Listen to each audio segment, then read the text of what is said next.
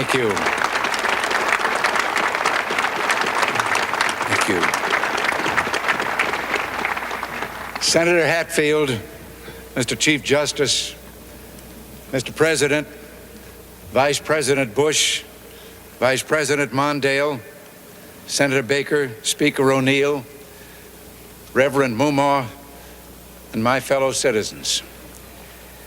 To a few of us here today, this is a solemn and most momentous occasion.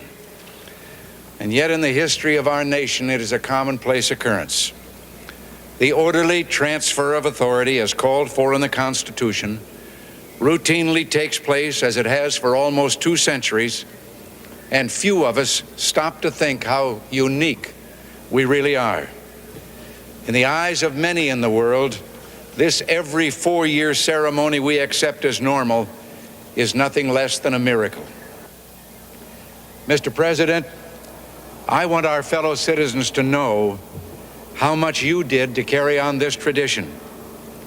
By your gracious cooperation in the transition process, you have shown a watching world that we are a united people, pledged to maintaining a political system which guarantees individual liberty to a greater degree than any other. And I thank you and your people for all your help in maintaining the continuity which is the bulwark of our republic.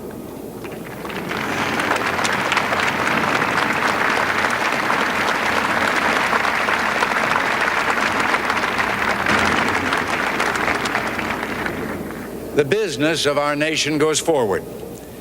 These United States are confronted with an economic affliction of great proportions. We suffer from the longest and one of the worst sustained inflations in our national history. It distorts our economic decisions, penalizes thrift, and crushes the struggling young and the fixed income elderly alike. It threatens to shatter the lives of millions of our people. Idle industries have cast workers into unemployment, human misery, and personal indignity. Those who do work are denied a fair return for their labor by a tax system which penalizes successful achievement and keeps us from maintaining full productivity. But great as our tax burden is, it has not kept pace with public spending. For decades, we have piled deficit upon deficit, mortgaging our future and our children's future for the temporary convenience of the present. To continue this long trend is to guarantee tremendous social, cultural, political, and economic upheavals. You and I, as individuals, can, by borrowing, live beyond our means, but for only a limited period of time. Why then should we think that collectively, as a nation, we're not bound by that same limitation? We must act today in order to preserve tomorrow. And let there be no misunderstanding. We're going to begin to act beginning today.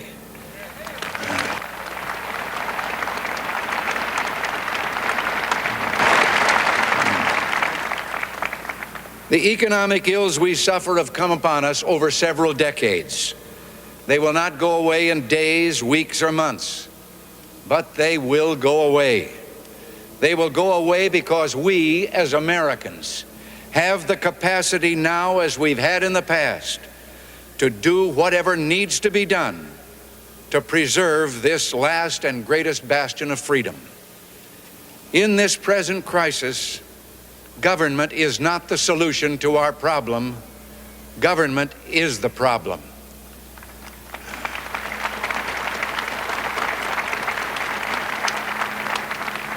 From time to time, we've been tempted to believe that society has become too complex to be managed by self-rule, that government by an elite group is superior to government for, by, and of the people. Well, if no one among us is capable of governing himself, then who among us has the capacity to govern someone else? All of us together, in and out of government, must bear the burden. The solutions we seek must be equitable, with no one group singled out to pay a higher price. We hear much of special interest groups. Well, our concern must be for a special interest group that has been too long neglected. It knows no sectional boundaries or ethnic and racial divisions, and it crosses political party lines. It is made up of men and women who raise our food, patrol our streets, man our mines and factories, teach our children, keep our homes, and heal us when we're sick. Professionals, industrialists, shopkeepers, clerks, cabbies, and truck drivers. They are, in short, we the people. This breed called Americans. Well, this administration's objective will be a healthy, vigorous, growing economy that provides equal opportunities for all Americans with no barriers born of bigotry or discrimination. Putting America back to work means putting all Americans back to work. Ending inflation means freeing all Americans from the terror of runaway living costs. All must share in the productive work of this new beginning, and all must share in the bounty of a revived economy. With the idealism and fair play which are the core of our system and our strength, we can have a strong and prosperous America at peace with itself and the world. So as we begin, let us take inventory. We are a nation that has a government, not the other way around. And this makes us special among the nations of the earth. Our government has no power except that granted it by the people. It is time to check and reverse the growth of government, which shows signs of having grown beyond the consent of the governed. It is my intention to curb the size and influence of the federal establishment and to demand recognition of the distinction between the powers granted to the federal government and those reserved to the states or to the people.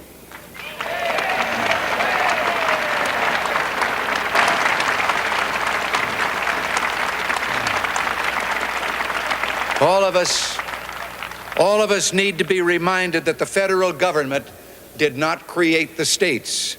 The states created the federal government.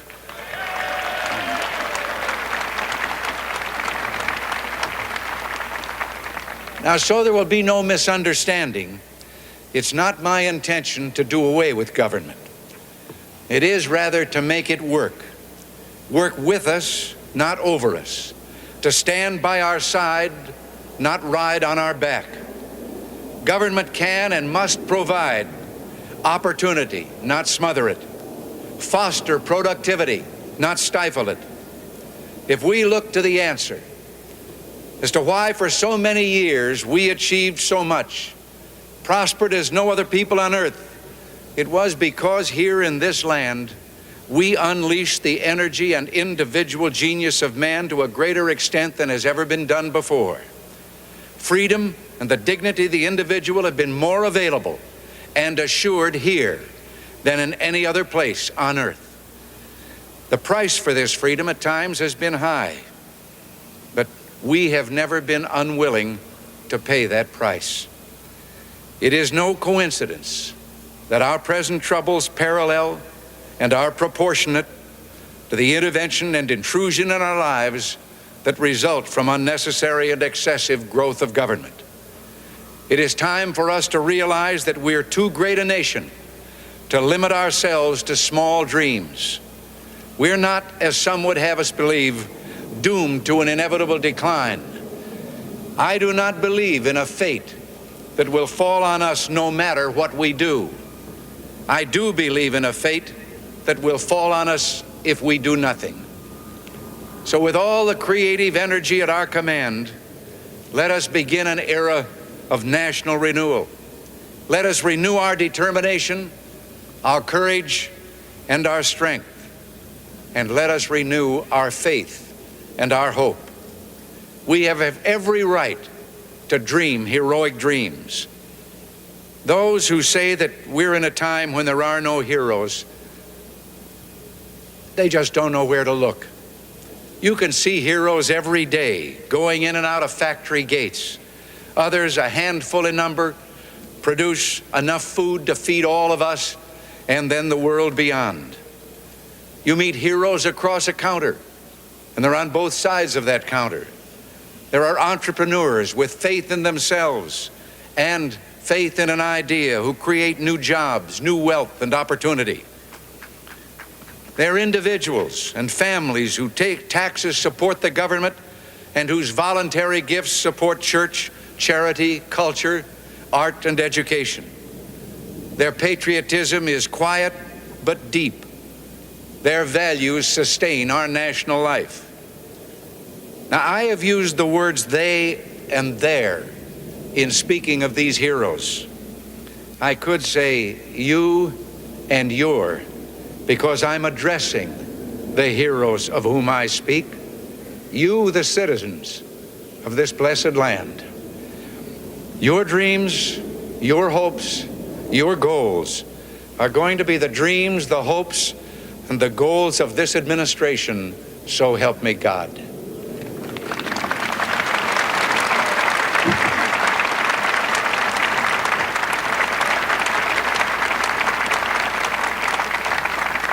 We shall reflect the compassion that is so much a part of your makeup.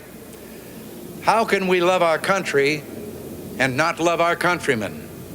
And loving them, reach out a hand when they fall, heal them when they're sick, and provide opportunity to make them self-sufficient so they will be equal in fact and not just in theory.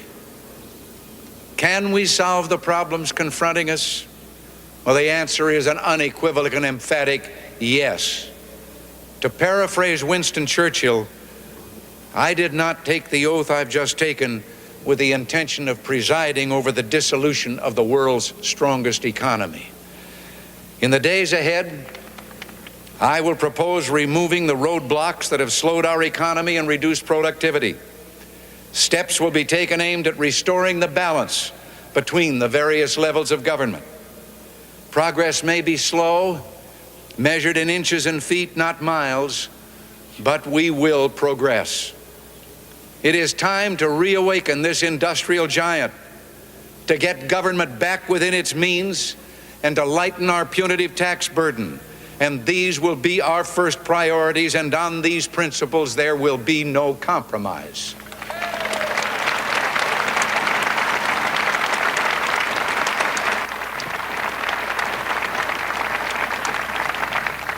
On the eve of our struggle for independence, a man who might have been one of the greatest among the founding fathers, Dr. Joseph Warren, president of the Massachusetts Congress, said to his fellow Americans, "Our country is in danger, but not to be despaired of. On you depend the fortunes of America. You are to decide the important question upon which rests the happiness and the liberty of millions yet unborn. Act worthy of yourselves." Well, I believe we, the Americans of today, are ready to act worthy of ourselves, ready to do what must be done to ensure happiness and liberty for ourselves, our children, and our children's children. And as we renew ourselves here in our own land, we will be seen as having greater strength throughout the world.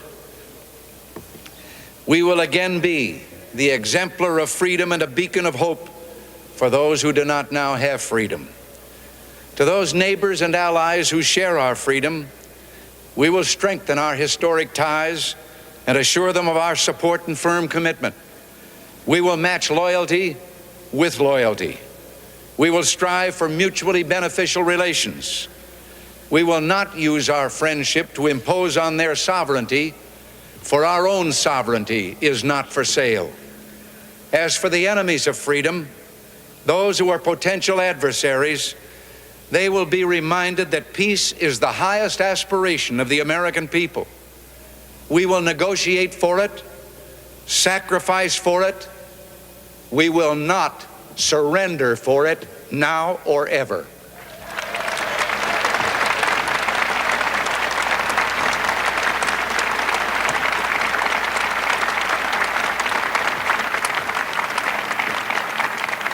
Our forbearance should never be misunderstood.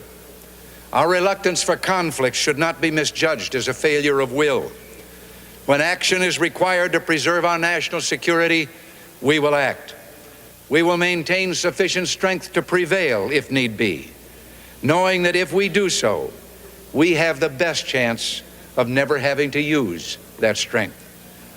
Above all, we must realize that no arsenal or no weapon in the arsenals of the world is so formidable as the will and moral courage of free men and women. It is a weapon our adversaries in today's world do not have. It is a weapon that we as Americans do have. Let that be understood by those who practice terrorism and prey upon their neighbors. I'm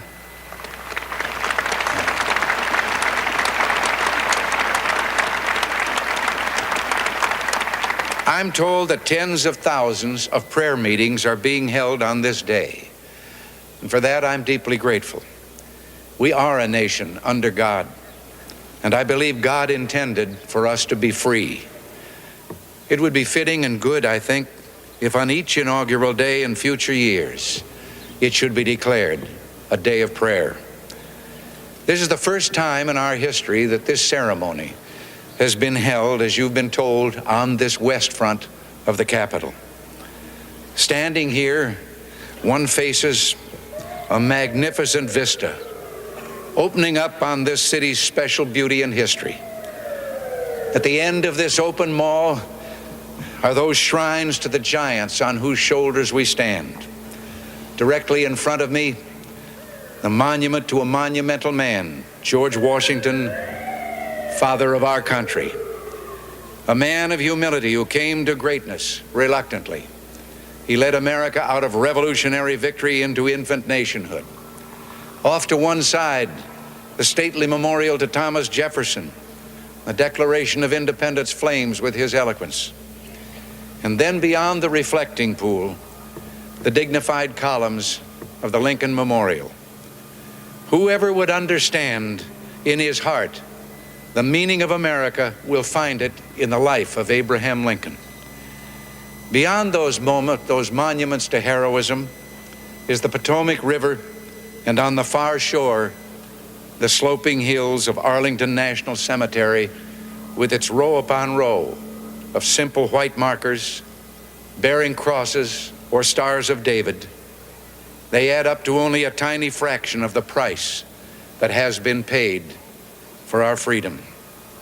Each one of those markers is a monument to the kind of hero I spoke of earlier. Their lives ended in places called Belleau Wood, the Argonne, Omaha Beach, Salerno, and halfway around the world on Guadalcanal, Tarawa, Pork Chop Hill, the Chosin Reservoir, and in 100 rice paddies and jungles of a place called Vietnam. Under one such marker lies a young man, Martin Treptow, who left his job in a small-town barber shop in 1917 to go to France with the famed Rainbow Division. There on the Western Front, he was killed trying to carry a message between battalions under heavy artillery fire. We're told that on his body was found a diary. On the flyleaf, under the heading, "My Pledge," he had written these words: "America must win this war. Therefore I will work, I will save, I will sacrifice, I will endure. I will fight cheerfully and do my utmost as if the issue of the whole struggle depended on me alone." The crisis we're facing today does not require of us the kind of sacrifice that Martin Treptow and so many thousands of others were called upon to make. It does require, however, our best effort and our willingness to believe in ourselves and to believe in our capacity to perform great deeds, to believe that together, with God's help, we can and will resolve the problems which now confront us. And after all, why shouldn't we believe that? We are Americans. God bless you and thank you. Thank you very much.